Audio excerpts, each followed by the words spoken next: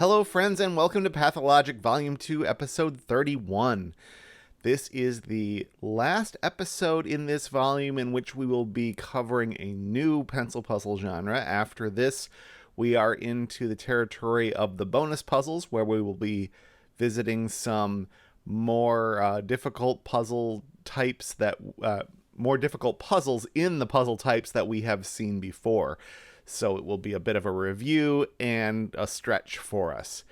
And then after that, we'll be into Volume 3, where we're going to be doing something a little bit different for a few days.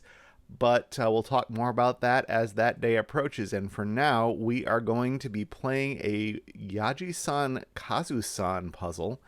And this is I believe our first foray into a puzzle with lying clues, which is always a lot of fun but very difficult. So we'll see how that crops its head up in this puzzle. So in order to understand what I'm talking about when I say that, we need to take a look at the rules. Yajisan-Kazusan is a shading puzzle. We will shade some cells so that no two shaded cells are orthogonally adjacent, and the remaining unshaded cells form one orthogonally connected area. This is a familiar constraint that it means orthogonally adjacent means connected horizontally or vertically. Diagonally is okay. And orthogonally connected area means from one unshaded cell we can get to any other unshaded cell just by going horizontally and vertically.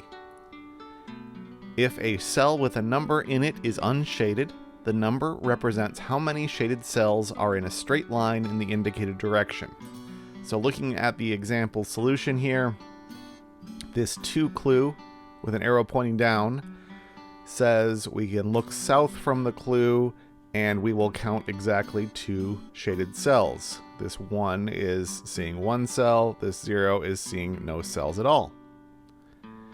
If a cell with a number in it is shaded, the number is meaningless and may be true or false. This is the magic of the genre right here, and you can see that we have 4 clues in the grid which are all shaded, and in the example of this 0, there is a shaded cell in this column. However, because this cell is shaded, we don't have to care about that inconsistency. In this column, this 1 is in fact pointing at one shaded cell, so it's true, but we don't know that it's true because it's shaded. It could be true or false. We just have no information when we shade it. Those are the rules of Yajisan-Kazusan. So it's time to solve a puzzle. Today's Yajisan-Kazusan was set by Eric Fox. The old adage of looking for large and small clues definitely applies here, I believe. And I'm going to start with the 3s in the grid. I see 3 3s, and in 2 of the cases, there isn't enough room for those clues to be true. Because if this clue were true, we would need 3 more shaded cells north of it. There are exactly 3, but that's going to break our rule about the no adjacent, no divide constraint. And so that's just way too tightly packed. We would need at least 5 cells to be able to fit 3 shaded cells in it. So that tells me that this 3 clue is a false one, and therefore it must be shaded. Again, shaded does not mean false. It could mean false or true, but false definitely means shaded. And the same is going to be true with this 3. Not enough room here. That one's definitely shaded. We can't say that with this one. There is enough room, 1, 2, 3, for this to potentially be true. But now that we have shaded some cells, we can use the no adjacent rule to unshade the neighbors, which is going to give us some cells with clues in it, which we now know to be true since they're not shaded. So this 2 needs to have these 2 shaded, this 2 needs these 2, and this 2 needs those 2. And now let's unshade those neighbors. That'll give us another known true clue right here. And didn't realize this puzzle was also a tongue twister. Okay, we actually can let's use the no divide rule. So when we have an unshaded cell and a dead end like this, we can get it out. It needs to come out to meet the rest of the world. But I'm more interested in this area because we can't shade this cell or else it would strand this one. And we now know that this is a true clue. This 2 now can't be true because there's only one candidate to shade in that north direction. So this is false and therefore shaded.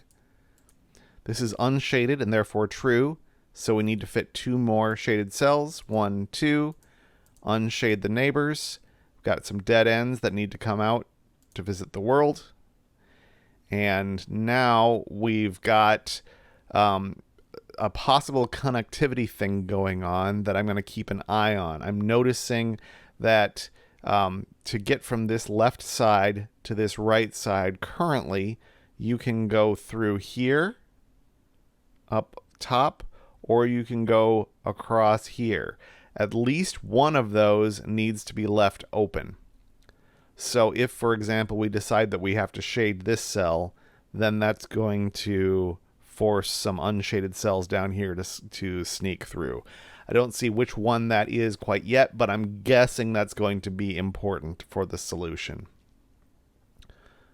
For example, if this cell is unshaded, it needs to see one shaded cell, which would shade this one, which would then block off the top avenue. Okay, so that's enough theorizing. Let's talk about the realities of the remaining clues. Do any of them tell us exactly what's going on? We've taken care of all of these clues up here. All of these clues. This one means exactly one of these 3 is shaded. This 2 has a little bit of flexibility. One of these 2 and one of these 2. This 2 tells me one of these 3 is shaded. That might be enough to tell me what's going on with the rest of this column, possibly. I am interested in these 2 clues, which both point the same direction with the same number, but because we don't know if they might be shaded, if they are shaded, then those properties will go away. So maybe it is something to do with the connectivity. Still looking to see if something else presents itself. If this were unshaded, then we'd have both of these shaded, which doesn't immediately do anything that I can see. Okay, let's look at the connectivity. Is it possible? Is one of these impossible to leave open, I wonder? That's an interesting question to me.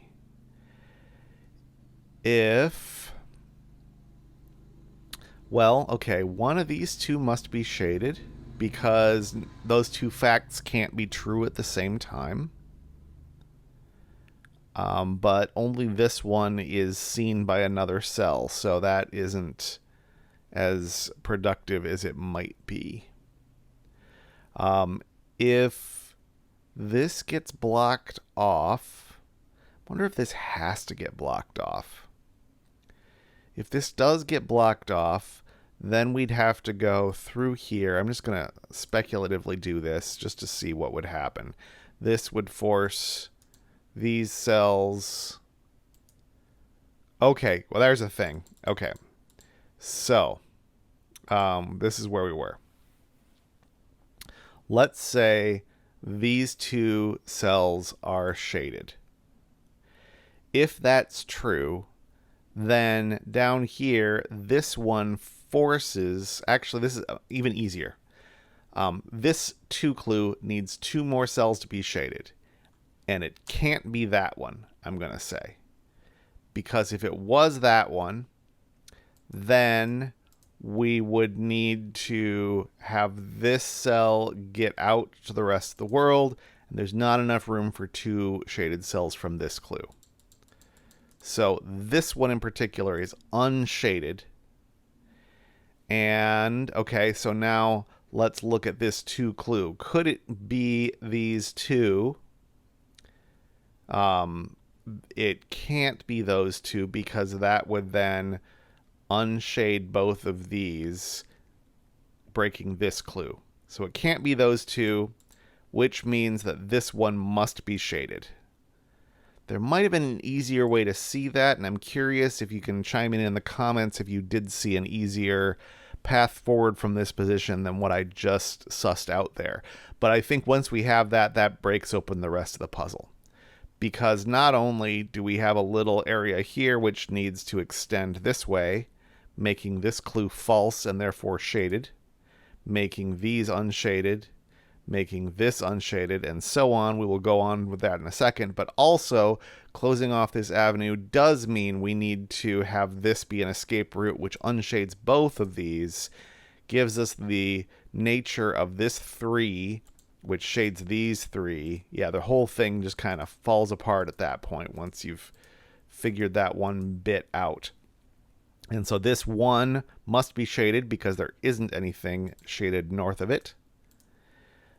This 1 now could be shaded or unshaded because it would be true if it's unshaded. So I don't think we know that yet. But this 2 will tell us. This 2 clue here, it needs 1 more. So it gets that one. So that's unshaded. This 2 clue gives us another shaded right here. We can't shade this one because it would block that off. We've done the whole left side of the grid. And now let's return to this area that I paused on just to show what was happening over there. So this 2 is unshaded, so it's going to get those 2. And we unshade the neighbors.